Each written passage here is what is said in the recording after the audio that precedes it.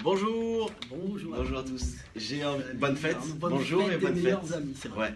On se souhaite une bonne fête parce que c'est la fête des meilleurs amis aujourd'hui. Et on est meilleurs amis. En tout cas, on s'aime bien. Donc profitez-en. Contactez vos meilleurs amis, souhaitez-leur une bonne fête. Ça fait toujours plaisir, un peu d'attention. Voilà, allez-y. Croyez aux gens, croyez aux personnes. Nous, on y croit, on croit à l'amour ici et on aime les gens. Voilà. Par quoi on commence? Ah oui, je commence par la chronique qu'on a inventée. Que tu as inventé. Ouais, comme ça on l'a fait en début de live. C'est la chronique Netflix. Quel documentaire à regarder cette semaine sur Netflix? Ah, c'est toi qui l'as inventé. Ouais, tu te rappelles, on avait inventé ça. Là, il y a 2 semaines, on vous parlait d'un reportage, le minimalisme. C'est l'actu Netflix, c'est ça? Non, j'en ai une autre après. Donc là, le reportage cette semaine à regarder. Lequel est-ce? Je vous donne le titre. Le titre, c'est 13 novembre, fluctuate, nec, mergiture. Alors, qu'est-ce que c'est? Mergiture, je sais pas comment on le dit. C'est quoi? C'est un reportage qui a été réalisé sur les terribles événements qui sont déroulés le 13 novembre à Paris. Vous savez, cette vague d'attentats. Alors, pourquoi ce titre, fluctuate, nec, mergiture? En fait, c'est en latin, c'est le blason de la ville de Paris. La devise, pardon, de la ville de Paris. Concrètement, ça veut dire il est battu par les flots mais ne coule jamais. Et ça représentait en fait le bateau sur le blason, voilà, de la ville de Paris. Ça a été repris un petit peu de partout, hein, au fil du temps. Il y a plein de graffitis à Paris qui reprennent cette devise-là. Il y a même, et à ça je crois que je vais te l'apprendre, Brassens dans sa chanson Les copains d'abord, vous savez, qui le disait, c'est fluctuate, nec, mergiture, c'était pas de la littérature. Voilà, bon bref, c'était la petite histoire. Super reportage, malgré le côté lourd et pesant des reportages, c'est sur Netflix, c'est 3 saisons, 3 épisodes pardon, d'1 heure. Voilà, regardez-le si vous avez envie, on apprend plein de petites choses. En fait, c'est plein de petites histoires des témoins des attentats qui racontent cette grande histoire. C'est plutôt bien fait. Voilà, allez, je vous passe les détails, mais allez voir un petit peu le contexte de ce reportage, c'est très intéressant. Les réals ont une vraie histoire. Je sais que tu la connais, Thomas. Mais voilà, je ne vais pas revenir dessus. Voilà, donc 13 novembre, le reportage sur Netflix, il est top. Voilà, c'est le docu de la semaine à aller voir. Profitez-en. Si vous n'avez pas Netflix, ouais. Comment regarder la série? Ah ben je ne sais pas. Eh ben on fait du piratage. Ok. Donc le piratage, on rappelle, c'est soit du streaming. Ouais. Donc on regarde directement sur des sites. C'est pas bien de faire ça parce que c'est illégal. On peut aller regarder donc des films comme ça par exemple sur Netflix sur des sites gratuits pour regarder tout simplement le film. Ou alors on télécharge directement les films, ça se fait depuis des années, Adobe, etc. Exact. Ils ont sorti une enquête sur les pirates français. Oh là là. Les fameux pirates. Ah mais oui, j'ai vu des chiffres passer moi sur les matchs de foot cette semaine. Eh ben, exactement, ça vient de cette étude justement. D'accord. Il s'avère qu'en fait un quart des internautes français piratent en ligne des contenus vidéo. Qui sont payants généralement. Qui sont généralement payants ou en tout cas, oui payants. Tout est payant. Bravo. Un quart des internautes, ça représente 12 millions de Français qui ont piraté en 2017. J'ai quelques petits chiffres, c'est sympa. Ouais. Cette année, exceptionnellement, c'est le streaming qui a dépassé le téléchargement. Eh oui, c'est plus sécure. C'est plus sécure, donc plus de personnes regardent du streaming que téléchargent tout simplement du contenu illicite. D'accord. Et ça représente le live streaming, pour être plus précis. C'est vraiment, donc, par exemple, des émissions télé, des matchs de foot que vous regardez en direct, mais sur des plateformes à part, pour ne pas payer l'abonnement. Par exemple, les matchs de foot, je sais très bien que tu ça toi, Arnaud. Moi, j'ai pas Canal+, donc c'est mon quotidien. Tous les matchs, je les regarde en streaming. Et voilà. Bonjour Canal. Il faut savoir que le live streaming, c'est à peu près 10 à 20% des audiences TV. Ah ouais, c'est énorme. 10 à 20% des audiences TV que finalement on se met pas dans la poche quand on est Canal+, ou Bein Sport. Ah ouais, gros manque à gagner pour ces chaînes-là. Et l'émission en live streaming le plus suivie en 2017, Arnaud, c'est quoi? Le live streaming l'émission qui a été le plus suivie en 2017. En tout cas, le plus piraté pour regarder le contenu. Une émission, je sais pas. C'est un match de foot.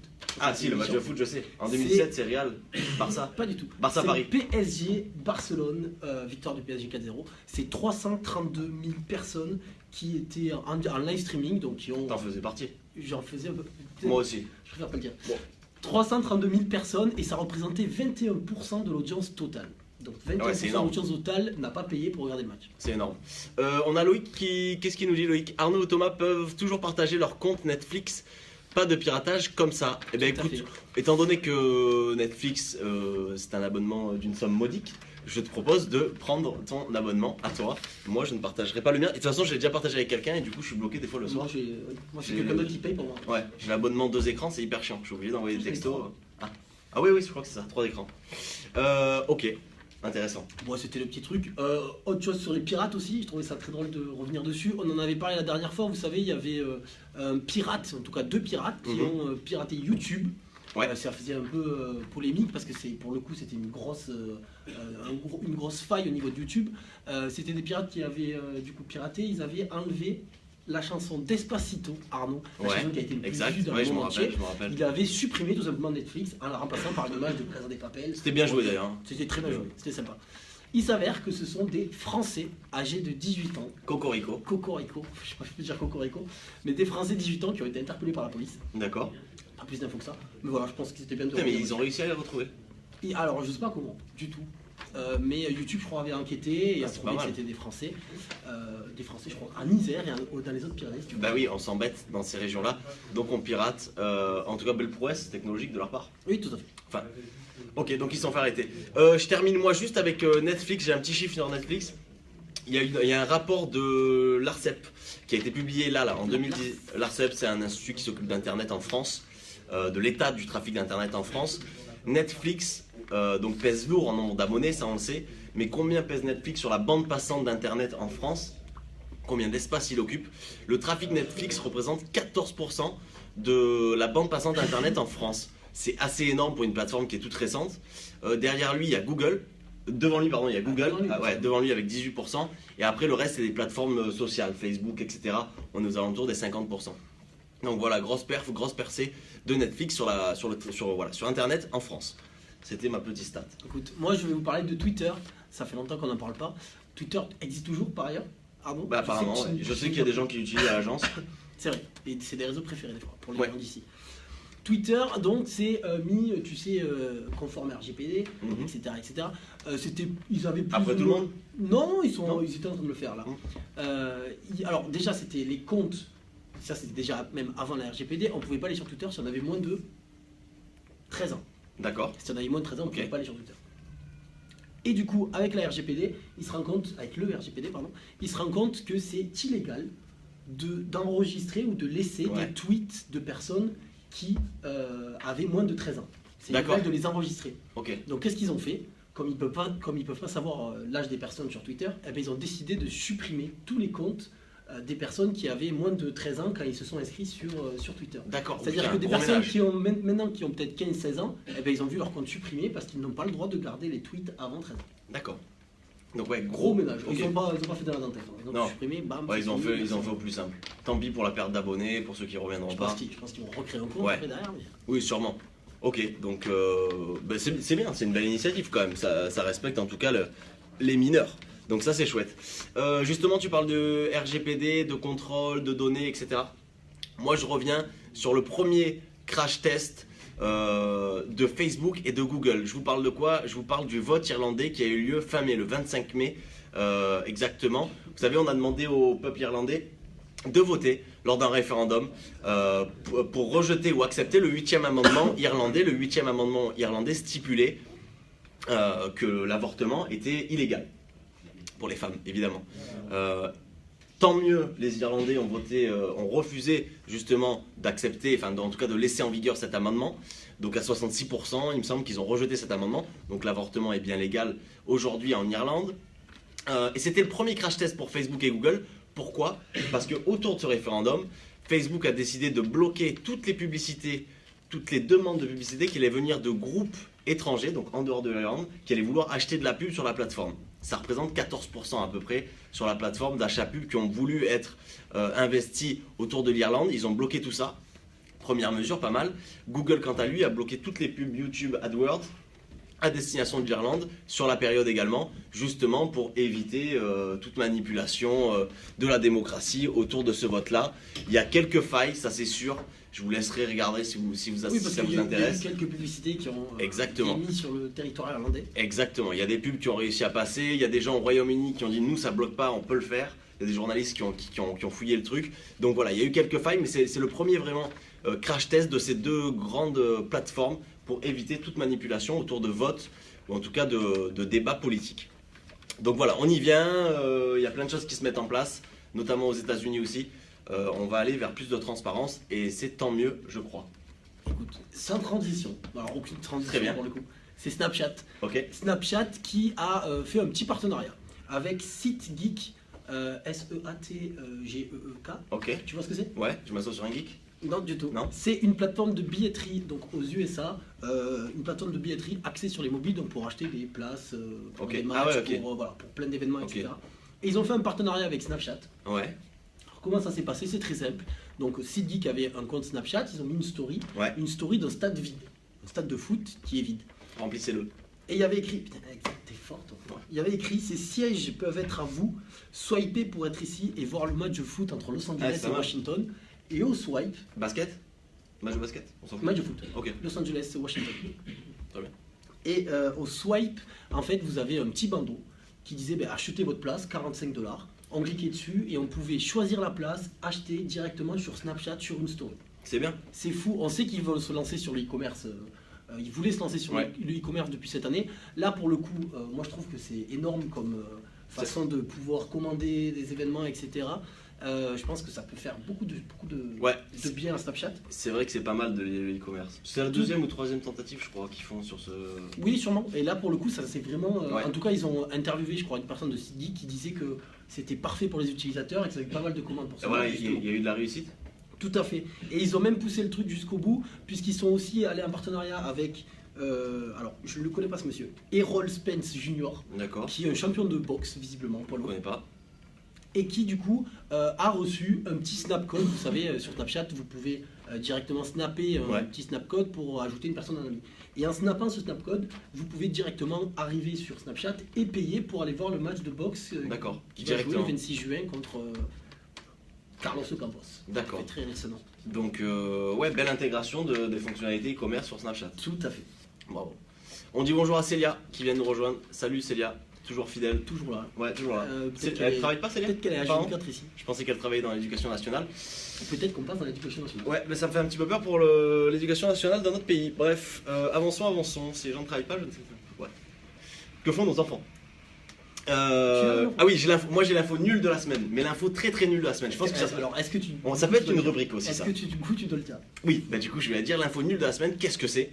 C'est la designeuse des emojis chez Android, la chef du design des emojis chez Android. Ah, il y a des chiens. Oui, apparemment il y a du chef de design D'accord. qui vient de changer un emoji, l'emoji salade sur Android. L'emoji salade, on le voyait de haut et il y avait un œuf à l'intérieur de cette salade. Pourquoi? Je sais pas. Bon bref, bah, pour une salade quoi. Elle a enlevé l'œuf et du coup le nouvel emoji salade n'a pas d'œuf. Et son argument phare c'est de dire cet emoji correspond plus aux véganes et on est plus respectueux des pratiques, etc. Voilà. C'était très J'ai pas envie d'analyser ça. Non, mais c'est vrai, c'était très. Mais ça fait débat hein, sur la toile. alors peut-être que les personnes qui utilisent Android sont véganes. Apparemment. Je sais que nous, il y a Jade qui est végane, je sais pas si elle avait vu l'info. Ok, elle avait vu l'info, donc apparemment, tu vois, on est. Et t'en penses quoi? Je pense que c'est bien. C'est une bonne chose. Ok. Eh ben, l'info nulle devient bien du coup. Eh ben, finalement. Voilà. Et ben alors ça sera l'info bien. maintenant. Ok, c'est l'info bien. Moi je vais vous parler de LinkedIn, Arnaud. Je sais que t'adores ce réseau. Ouais, tu ouais. publies des articles, Ouais, j'aime tu bien. commentes, tu fais du réseau, quoi, du réseautage. Mm. T'adores. Si, t'adores. Je le sais, t'adores. Du coup, LinkedIn a sorti une petite fonctionnalité assez sympa, j'ai trouvé. C'est, tu sais, sur les histoires des emplois, donc sur LinkedIn, on peut avoir des offres d'emploi, Ouais. postuler directement sur LinkedIn avec votre fiche, avec votre CV, etc. Exact. En un seul ou deux clics. Ouais. Désormais, il y a une petite fonctionnalité, si vous voulez savoir où se situe la nouvelle entreprise, Mhm. si vous cherchez une nouvelle entreprise, vous voyez quelque chose qui vous intéresse, et bien vous pouvez voir exactement où elle est située, D'accord. et ça vous calcule automatiquement, par rapport à votre adresse, combien de temps vous mettez pour y aller, à pied, en transport ou en voiture. C'est pas mal. C'est pas mal. Pourquoi ils ont fait ça? Très simplement, 85% des Américains Ouais. sont prêts à avoir un salaire en baisse si le trajet est beaucoup plus court pour aller travailler. Et oui. Du coup, ils se sont dit, confort. là, on va se positionner dessus. C'est peut-être intéressant de mettre cette histoire de géolocalisation. Et donc, ils ont fait ça. Ce qui permet également de pouvoir trier pas mal. par si tu veux, par kilométrage. Ouais, par zone. Par zone. Ok. Combien de temps vous voulez pour aller mettre au travail. bien. Donc vous pouvez trier 25 minutes, 10 minutes, 5 minutes. Vous pouvez aussi trier c'est à quelle heure vous souhaitez commencer, à 8h du matin, Ah ouais, ça va 8h30. Ah, ça va très très loin. Ok. Et du coup, ça vous permet de trouver votre entreprise parfaite pour votre prochain métier. D'accord. Bon, c'est restrictif, mais pourquoi pas. Il me semble que c'est que aux USA pour l'instant. Comme Ouais, d'habitude. ça va arriver. Mais ça risque d'arriver en France très prochainement. Eh oui, Et ça très bien. s'appelle, j'ai le nom de la fonctionnalité, tu la veux? Ouais. Je le dis en français, bon, c'est voir votre trajet. Mais en anglais, c'est See Your Commute. Ok. Très bien. Tu Ouais, sais non, ce mais que ça veut peut dire, être. commute? Ça peut être pratique pour d'ores et déjà calculer ses frais réels, par exemple, pour les impôts. Par Avant de exemple. changer d'entreprise, Mais tiens. est-ce que cette entreprise est assez loin pour que je puisse passer un frais Non, mais c'est réel? surtout que dans la recherche, dans la recherche de ton nouvel emploi, tu vas pouvoir dire, moi je veux un emploi où en voiture je mets moins de 5 minutes pour y aller. Parce que du coup je veux être chez moi à 17h30 par exemple ou 18h Exactement. pour pouvoir regarder Et n'allez pas au travail en voiture. Netflix. Prenez un vélo, faites du Si, fais du covoiturage. covoiturage. Pas de voiture. Arrêtez les voitures. C'est plus à la mode les voitures. C'est tellement c'est saut 2017 en Mais, fait. oui, non mais c'est vrai. Non, mais- Putain, mais vous marchez quoi, faites-vous du bien. Donc, des fois c'est un peu chiant. Du coup, tu parles de fonctionnalité. Dernière fonctionnalité qu'on a vue cette semaine, enfin, je crois que ça date de la semaine dernière. C'est Instagram qui a un peu revisité son algorithme. Vous savez, il avait déjà changé, j'ai plus la date, il y a 1 an et demi, 2 ans son algorithme. Et du coup, on voyait très peu les publications de ses amis. Je crois, j'ai les stats. C'était en 2016 2017 Ouais, j'ai plus les stats en fait, mais en gros, je crois qu'on passait à côté de 70% de publications de ses amis sur Instagram. L'algorithme était Non, assez. alors, je crois avoir les chiffres en tête. C'est Ouais. 70%, on pouvait voir 70% des publications totales de tous les abonnés et seulement 50% Ah, des amis. Des amis, Ok. 50% des amis. Et en D'accord. changeant, c'est passé à 90%. Exactement. C'est tout? C'est Là, ça tu fais ma news, tu D'accord. laisses finir. Non, mais il me semble qu'en plus, par rapport à 3 facteurs, ils ont réussi à faire ça. Ouais, je ne les ai pas notés ça. Ok, bon, ça Voilà. t'intéressait pas. Ouais, non, Je trouve c'était ça long. sympa. C'était Je trop. trouvais que c'était Oui, en plus gros, sympa. c'est les 3 facteurs dont parle Thomas, c'est la fréquence à laquelle vous allez sur Instagram, les intérêts, donc c'est-à-dire avec quelle publication vous interagissez, le nombre d'amis, etc., etc. En fonction, l'algorithme bosse un peu. Moi, j'ai pas du tout, en tout cas sur Instagram, c'est pas du tout comme ça. Tu vois. Ah ouais. Ah, Mais t'as c'est des amis que toi sur Instagram? Oui, bah Ah. oui, visiblement. Mais j'ai que des gens que je suis, mais que des stars quoi, que je connais pas. Ouais, mais parce qu'elle publie beaucoup. Peut-être. Ouais, je pense. Eh ben écoutez, je crois que c'est tout pour cette semaine. Moi j'avais un sujet, mais je le ferai la semaine prochaine. C'est un sujet de fond, donc il n'y a pas de raison. C'est quoi Non, je le fais pas maintenant parce que Tu j'ai veux plus de batterie. Tu veux utiliser un peu Et j'ai peur que ça Tu veux s'éteigne. utiliser un peu Oui, le sujet de la semaine prochaine, en tout cas un des sujets, ça sera un sujet managérial. Changer votre mode de réunion et passer à des réunions un petit peu 3.0. On vous expliquera tout ça Et la pas semaine 4.0, prochaine. 3.0. Non, 3.0. On arrête un petit peu les réunions dans un bureau sombre avec des ordis ou des portables. On prend l'air. Voilà, on verra la semaine prochaine ce qu'il en est. 3.0, c'est prendre l'air. Ouais. D'accord, ok. Tu verras. Je te fais confiance. Merci Voilà pour nous. à tous. On se laisse. On se laisse, exactement. La semaine prochaine, il me semble que tu ne seras pas là dans le live, puisqu'on va changer de tête aussi un petit peu, et ça sera Ah oui, c'est Dorothée la Ça semaine sera prochaine. Dorothée, Exact. il me semble. Exact. Dorothée, un petit coucou. Attends, il y a ma tête qui. Hop là. Voilà, donc ce sera Dorothée et Thomas la semaine prochaine dans le live. À la Ciao, semaine ciao. prochaine. Bah, du à la coup. semaine prochaine. Ciao. Ciao. Terminé.